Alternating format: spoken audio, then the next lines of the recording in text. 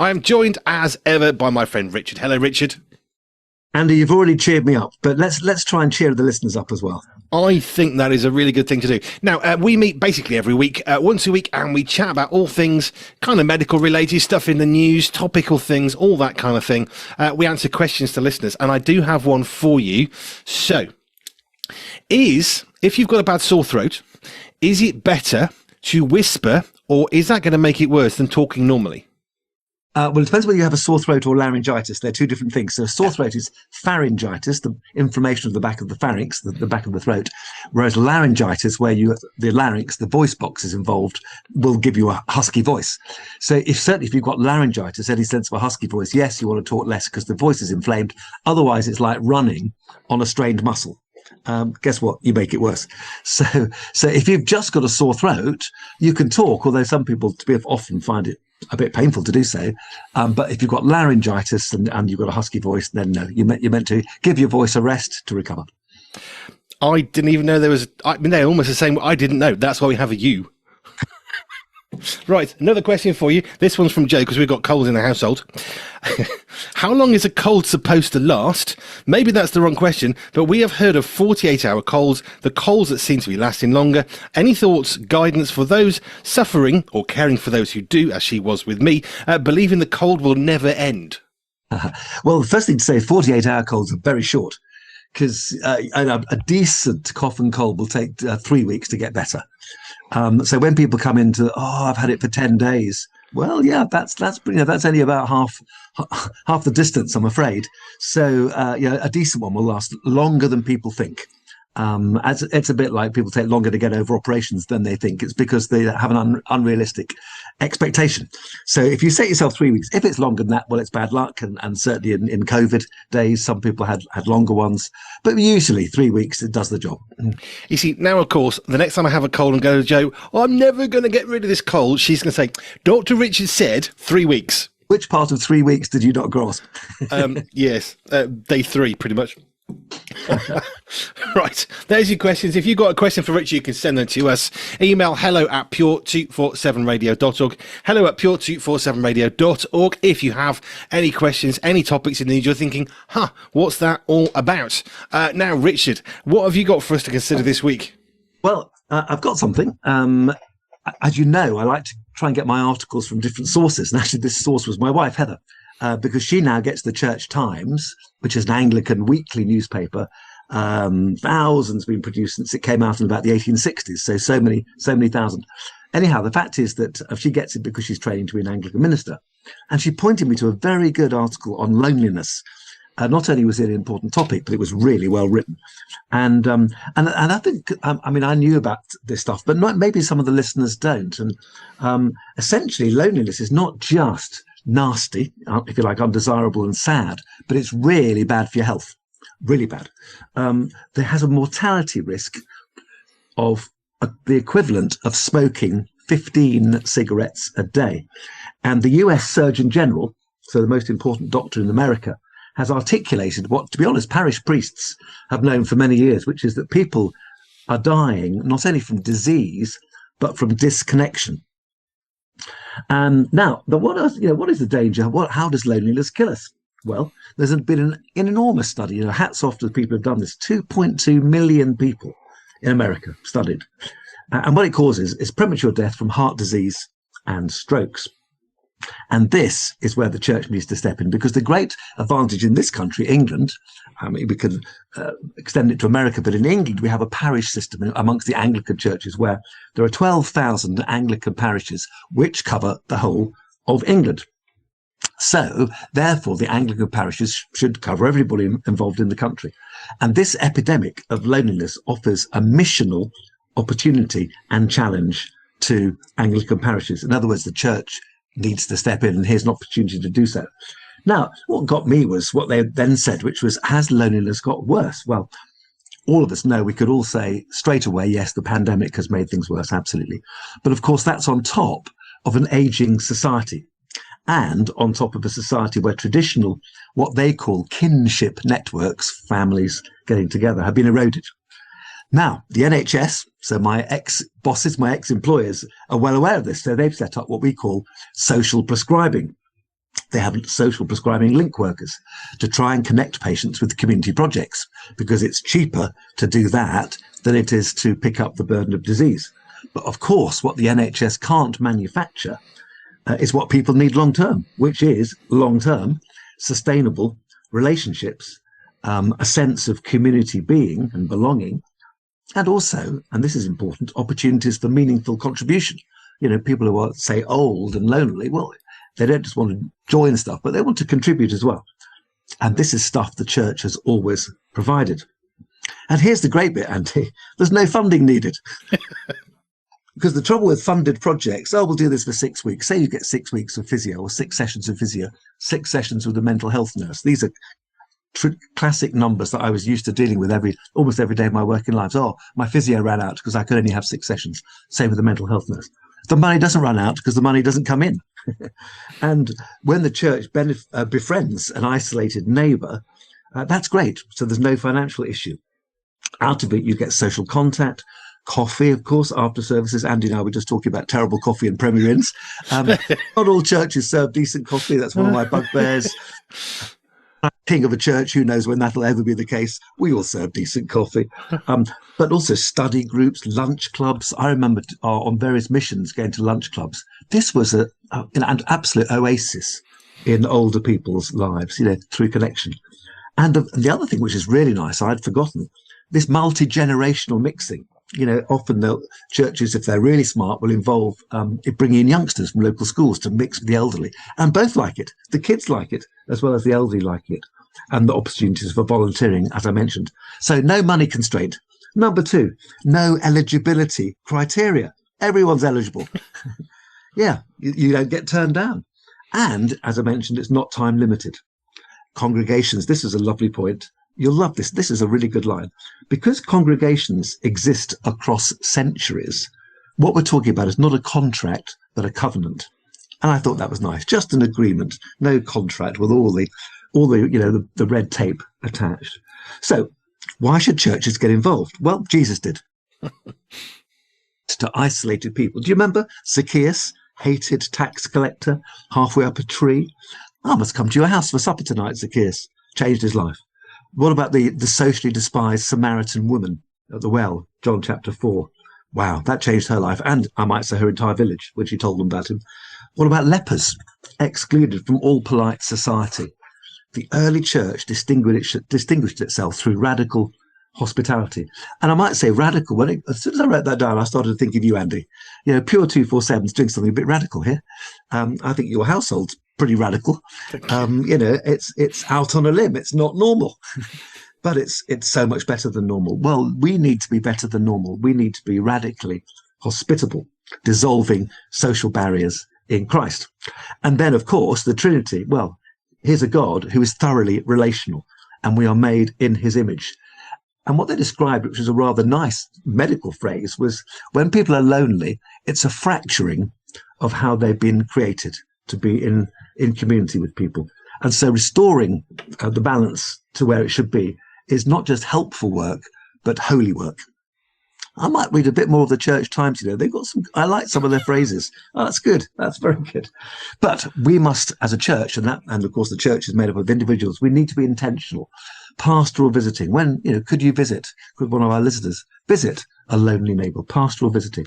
Bereavement follow-up. What an opportunity to step in at an awful time in people's lives. I might say yesterday, Andy, really sad news. A man I met in Heather's Church, my age, just before Christmas, is an intrepid explorer. And just this week, he fell off Ben Nevis and died. He spent all his life he was an extraordinary man, lovely guy. And wow, and instantly the church stepped in, visiting his wife, visiting his family. Who better to step in at this time? Wow, what an awful thing to happen. But it happens, doesn't it? Whether the death is expected or not. So could you be part of a pastoral visiting team or bereavement follow-up? Welcome teams in church, community cafes. The message of this article is, let's talk more about loneliness, because the lonely people are often shameful, not because of their own fault. They feel ashamed, so they hide it. Well, if we talk about it, they won't hide their needs so much, and we might need some training here. And we've got the research. This isn't just a nice idea. There's research showing that faith communities successfully deliver health interventions, not only reaching disconnected populations, which is nice, but lowering their blood pressure, improving their mental health. And the government and NHS know that they can't do this alone, and that churches are far better placed already through existing infrastructure. So our churches, and that means us, we will become more relevant if we demonstrate radical hospitality, sacrificial love, and an enduring presence in society. So let's get out there. If you've got a neighbour or someone you know who's just really sad, doesn't seem to have connection with people, do something about it.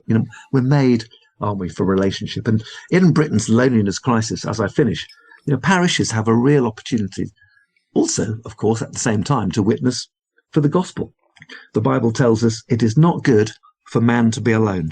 Now, obviously, the phrase at that point was man and woman together in marriage, absolutely. But I think the phrase has a reasonable place here as well. Churches, and this is another nice line, churches mustn't just become heritage buildings, but essential social infrastructure. Ben. I wrote down a few things which I was interested in.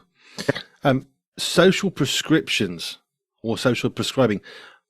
I remember, I've said this with you before, so I make no apology for that. But there was a doctor's thing in Wales where they were prescribing heating. It was a pilot thing, and rather than saying, "Okay, you've got flu, you've got cold, okay, we're going to prescribe you effectively unlimited heating. We're going to pay for that," and they were saving, I think, money as an NHS overall by providing the gas bill for someone who is. It's smart, isn't it? Yeah. If someone's not cold, it's all of a sudden they're healthier. But the social prescriptions like that. He comes to you in need and has no food, and you say, "Oh, go and have a good meal somewhere," and they've got no means to do so. Feed them. Jesus said it. Here's another one. I don't want to go into new age medicine. That's not the point. But I saw ages ago a data point about yoga and how effective that was. Not really very, but actually going to church once a week was more effective. That's the bit I remember from a study 10, 15 years ago. And they were saying that if you go to church once a week, actually it's more beneficial to you physically, sort of your pastoral needs are met as well as your physical needs, because the very action of going out and being with people, actually that was more beneficial than doing yoga, which I thought, well, I don't want to go into the yoga stuff because that's a different conversation, but I just find it fascinating that just going to a church, the action of getting up, going out of your house, being somewhere on time, attending, singing, singing is good for you, having a coffee at the end, even if it's bad, all of that packaged together is so beneficial. And it's true. And yes, I wrote about this years ago in my book, God, I've Got Cancer, looking at just the people who just attend church, even if they haven't got faith. Just attending church improves the length of time you live, your longevity. Just attending. There's something magical in church. I suspect we know what that magical bit is. Right, and here's another one. I don't remember this at all. There is a percentage of the UK voluntary sector, which is enormous. It extends very far. But the church was, I'm sure, the majority by a country mile of the voluntary sector in the UK. Absolutely right. Somebody did some maths, and it's almost certainly an understatement that the church contributes at least £3 billion of help and care within the voluntary sector a year. And it'll be an understatement, of course. But so you could even begin to put some numbers on it. Numbers aren't important, people are, but it just illustrates, that the church is important, but we could do even better. And I think this article is saying, hey, listen, if you like, in medicine, we used to talk about puns and dens. Puns, P-U-N, patients' unmet needs, and dens, doctors' educational needs, if you like. So how can we put together what patients need with doctors, having a bit of extra training? But this sounds like a pun, a patient unmet need. Someone who's lonely has an unmet need, and what their need is for connection. Let's do something about it. And this is the thing, you don't need to be a qualified GP to help someone with their mental health. You just need to say hello and have a conversation. It's not, I keep on saying this and meeting people who say the same thing. It's almost this expectation that we put on ourselves, perhaps as a self-fulfilling prophecy. Well, I'm not qualified, I haven't got a degree in medicine or whatever it is, therefore I can't do anything. But actually, the very action of saying hello to someone and smiling at them, you just brighten their day and you've just improved their mental health. In one, absolutely. And actually, the only thing that constrains us is ourselves. Do we want to get involved? And what this article is saying is, get involved. Yeah, and I think that's probably the bigger question that we don't want to answer sometimes is, or do I really want to? I used to watch my Joe with some of the homeless guys. We used to live in Shrewsbury in Shropshire, quite a few homeless guys around the area, and I used to watch her just interacting with them in awe at how easily she interacted. And one day she said, yes, but they're just people. They're just like you. And it was just one of those, those obvious truths that just don't sink in and then suddenly like slaps you around the back of her head. It's just, yeah. And then I found myself just as easily able to chat to folk because they're just people. I don't know what category I'd put them in, but I think I put myself in a category of, well, they've got extra needs. How can I possibly help them? And like Joe said, just talk to them. Yeah. It's not hard. Sure, you're absolutely right. Well, she's absolutely right. Yeah, of course, our wives are right. Always. Yeah, basically. You could still be married for a while. So, yeah, I think this whole thing of loneliness, it's an interesting one because it is an epidemic. I don't remember the data and I don't know where it was, so I may be wrong. But there was something about the number of deaths through COVID and the number of deaths through loneliness, and the deaths from loneliness was actually higher than the COVID deaths. But did I read that or is that wrong? No, I think you're right. Yes, I think you're right. It might have taken a bit longer for those deaths to take place through loneliness, extending beyond. But yeah, I think that's probably about right. If it's as dangerous as 15 cigarettes a day, knowing how dangerous that is, not just from cancer, but from heart disease, cigarettes cause at least 40 different cancers. And as we say in heart disease, makes you generally less fit as well. I mean, that's dangerous. And that's what the US Surgeon General says that. Well, it's going to be true.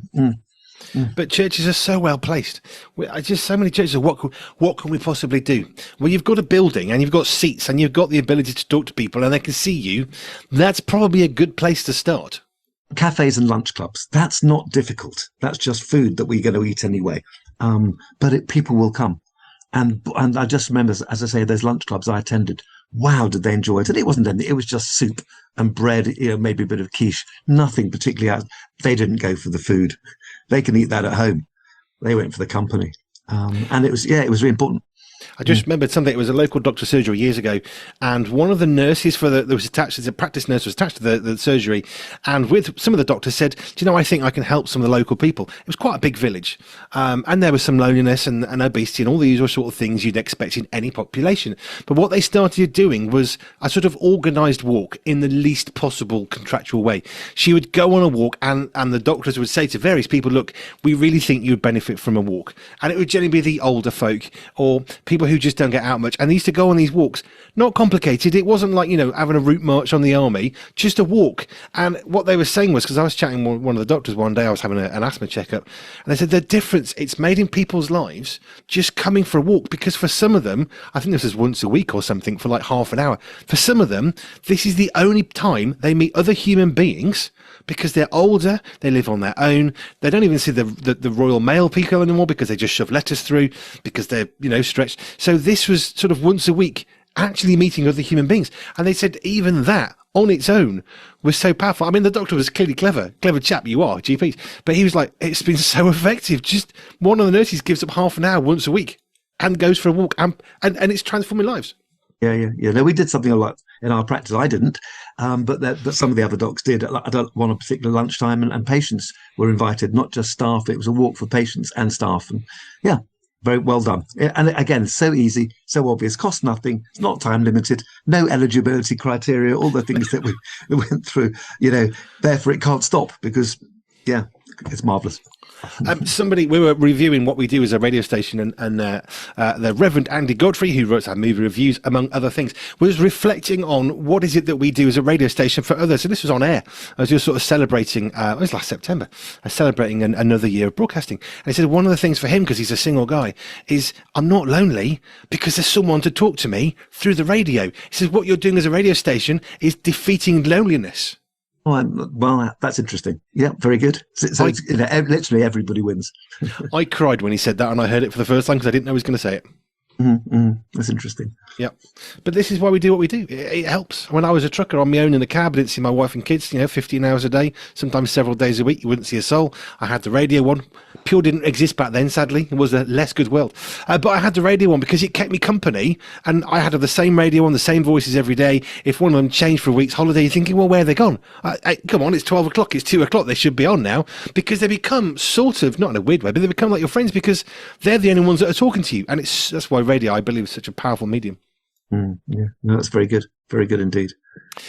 Richard, thank you. No, loneliness, foster care, if every church helped 2 families to foster 1 child each, we would have no children in the foster care system. And if every church actually did something about loneliness, we could cure it. This is actually a curable, basically a disease. It's curable if we want to.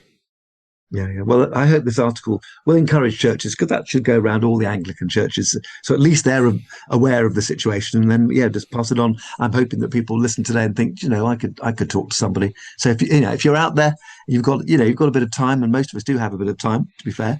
Who can you talk to? Who can I talk to? I'm talking to myself here. Who can I talk to?